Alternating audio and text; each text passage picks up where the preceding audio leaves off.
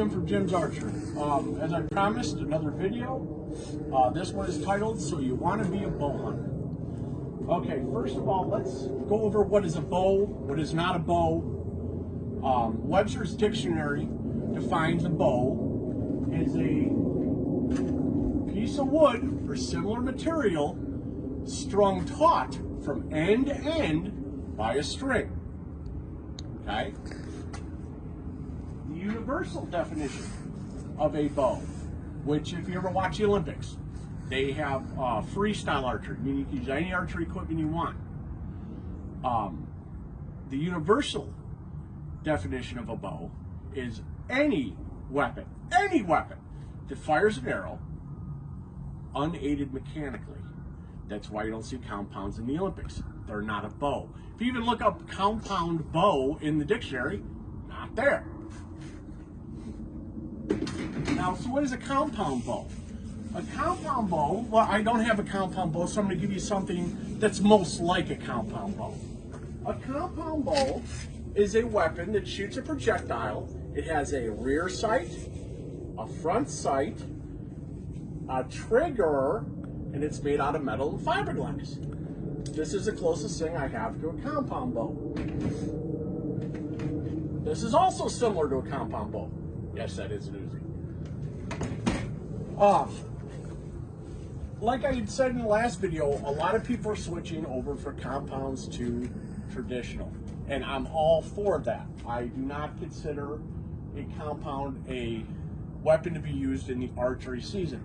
The archery season in the United States was started by Glenn St. Charles with the help of Fred Bear. Glenn wrote extensively on how he felt about the compound coming into the scene. And he also wrote extensively, as Fred Bear did, as to why they started a bow season. At the time they started the bow season, they felt that technology was taking over the sport of hunting. It all became a game of buying accuracy. And they wanted to get away from that.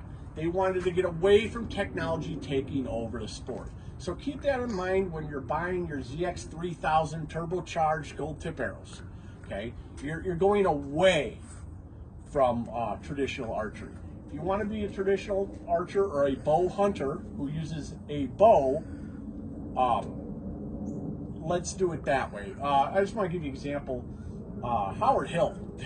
There is nobody that is going to watch this video who can claim to shoot as good as Howard Hill. Howard Hill used a wooden bow with wooden arrows, like the ones we sell at Jim's Archery, or Jim's Bow or Arrows.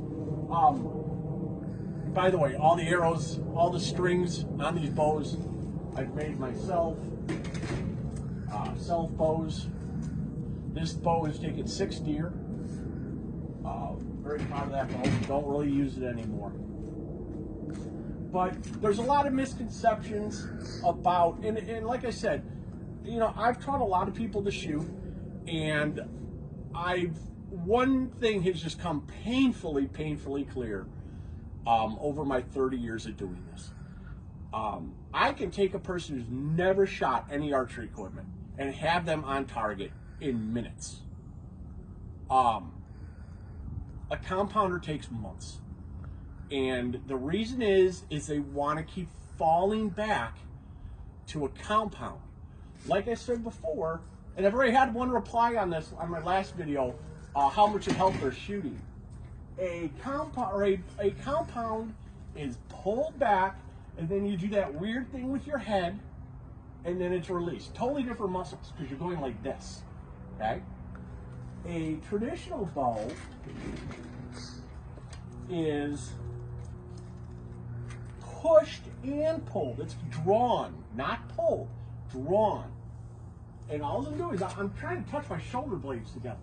When I do that, my shoulder blades are coming back and almost touching together. The other thing is the anchor. I shoot split finger. We'll get into split finger versus 3 under in a minute. But there's several reasons I do that.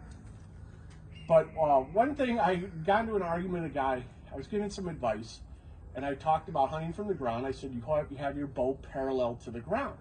And he said, that's impossible. How do you have a bow parallel to the ground? The guy also claimed to be shooting for 30 years. Didn't understand how a bow could be parallel to the ground. When I talked about bow hunter, there was another word. I touched on the bow, but I didn't touch on the hunting. Hunting is a verb. It's dynamic. Sitting with your whatever you got straight up and down for 6 hours is not hunting.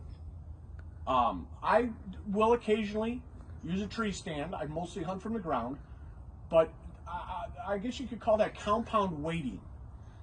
You're sitting there waiting. You're not hunting. A bow is dynamic. It can be shot in any platform or any style.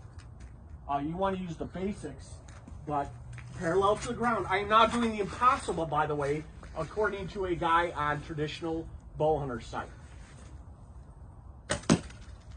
Okay, that was impossible. I just did the impossible. Rarely, and I can't think of any instance where I have my bow like this. At the least, it's like this. Okay. I'm not shooting for accuracy, by the way, right now. I'm just showing you. But if you really want to get down to it,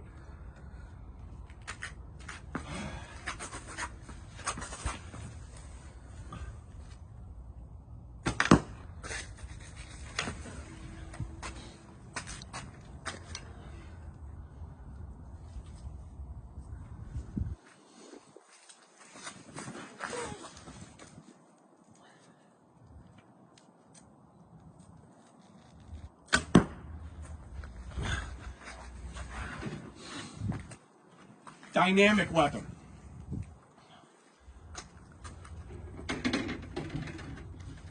Deer's over there. I'm facing this way.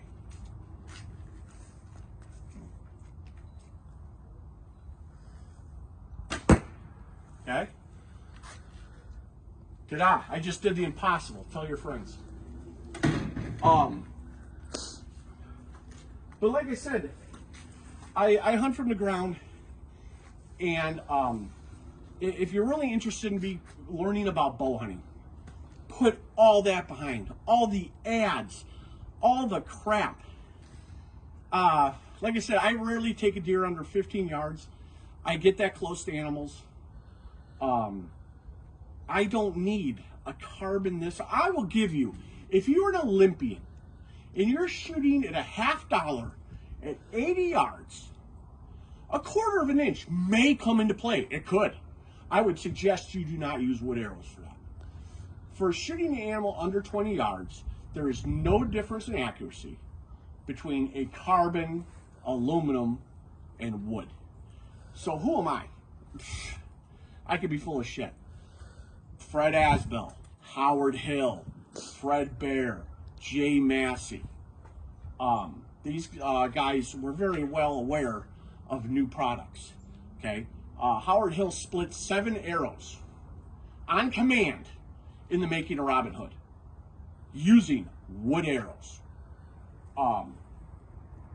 Like I said, if there's anyone who thinks they can replicate or beat Howard Hill with their new carbon GS 6000, whatever the hell you call them, feel free to send me a video of that. Howard Hill was performing feats that aren't even legal today. But anyway, like I said, bow hunting's a great thing. It's probably been the biggest part of my life. I've been doing this 30 years. Anything I say is not coming from me. So if I heard one guy call me one of those crusty old timers that thinks he knows it all. Well, he just called Fred Bear that. Because this stuff is coming straight from Fred Bear, Howard Hill, Jay Massey, Glenn St. Charles. And watch my first video for some of those. For my next videos, I'll be telling you a little bit about each of these people. But that's probably pretty good for now. Like I said, leave it behind. Leave behind. Oh, I did forget one thing. I'm sorry. Here's what we're gonna do. I said that we talk about 3 fingers under. Okay. So there's a reason that I shoot, or all of them shot, Fred Bear, Howard Hill, Jay Massey, you name it, this style. And I'm gonna piss a lot of people off with this. I don't care. So, like I said, when I hold the bow, watch this. Okay? If I hold the bow, the anchor stays the same. Look at that.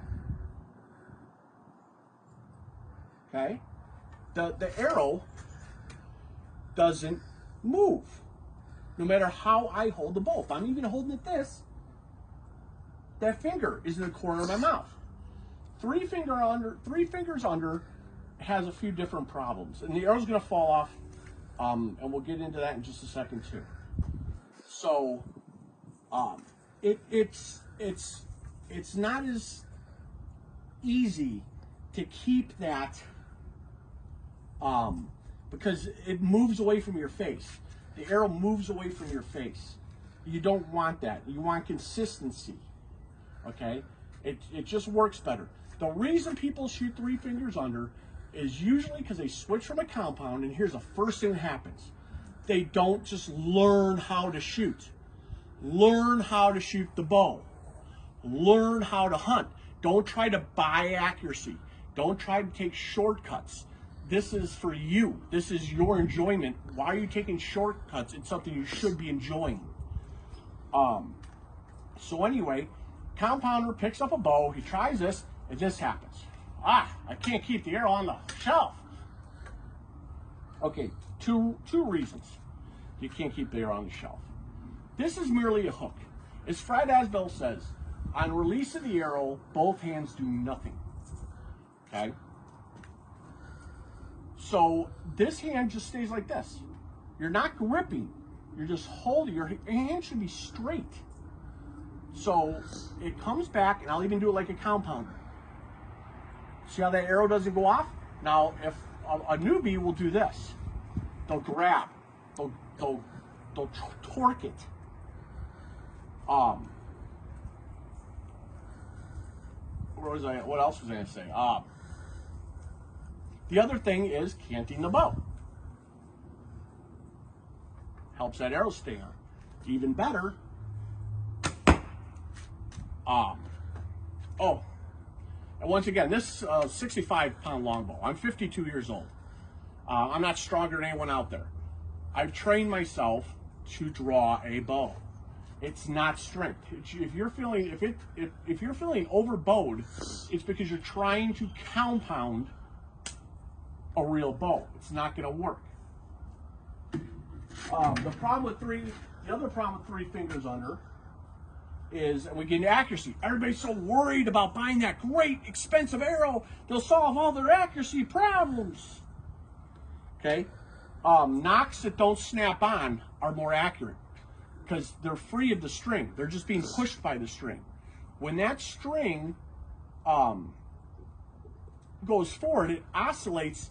Plus, it grabs the arrow if you have snap-on nocks. So if you're that concerned about accuracy, let me show you what happens. Well, that one actually grips the string a little bit. Let me show you a better one. Oh, this is a good bowstring by Jim's Arrows. But anyway, the arrow is not as secure. Apparently these are. It's a brand new bowstring, so it's not worked in. But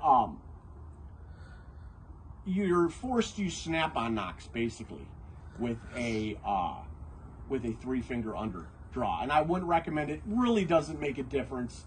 But like I said, learn how to shoot the bow. Learn how to hunt. Quit worrying about all these ads and the GS6000 or whatever the hell people are buying. Just learn how to shoot the bow. One thing I do, I don't recommend it for everybody. The proper way to pull back a bow is to come to an anchor like that. I vary mine a little. I come here because, like I said, I'm usually up against a tree and I can't go back. So what I've learned to do is just pushed forward. But that is it for today's installment. I hope you enjoyed this video. Probably a little longer than the other ones will be, but that is about it.